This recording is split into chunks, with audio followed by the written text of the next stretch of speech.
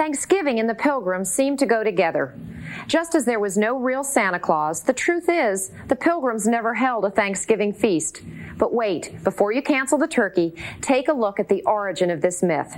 In some ways, the truth is even more intriguing. The Pilgrims did have a feast in 1621 after their first harvest, and it is this feast which people often refer to as the first Thanksgiving. This feast was never repeated, though, so it can't be called the beginning of a tradition, and neither was it called by the Pilgrims a Thanksgiving feast. In fact, to these devoutly spiritual people, a day of Thanksgiving was a day of prayer and fasting and would have been held any time they felt the need for an extra day of thanks. Nevertheless, the 1621 feast has become a model of what we think of our own Thanksgiving celebration. But we do know something about the actual event. We can assume, for example, that the harvest feast was eaten outside based on the fact that the colonists didn't have a building large enough to accommodate all the people who came.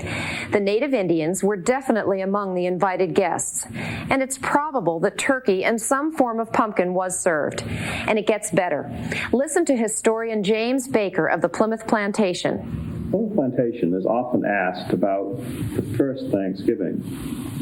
Now today, when we think of Thanksgiving, we think of that festival in 1621 as being the beginning of the modern American tradition. But actually, it wasn't a Thanksgiving, not in their sense of the word. It was a harvest festival, a celebration similar to what they had known back in England.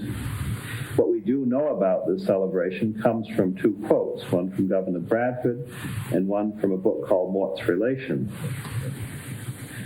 Our harvest being gotten in, our governor sent 4 men on fowling, so that we might, after a special manner, rejoice together after we've gathered the fruit of our labours.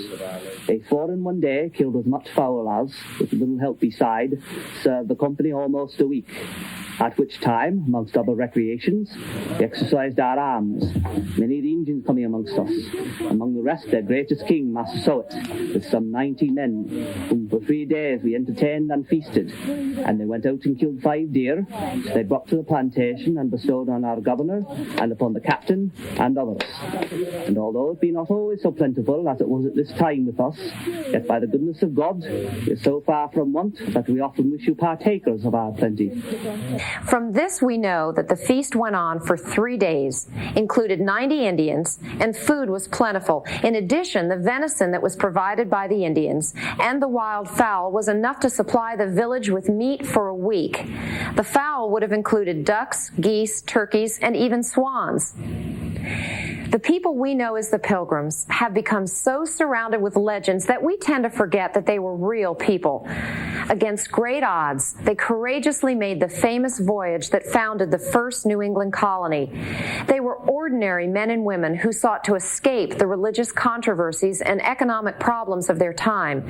Many of them were members of a Puritan sect known as Separatists. They believed that membership in the Church of England violated the biblical precepts for true Christians, so they broke away and formed independent congregations. At a time when church and state were one, such an act was considered treason, and the Separatists had to flee their mother country. It helps our faith to remember those hardy English men and women who braved dangers far greater than we have to face today to follow their own consciences and give glory to God.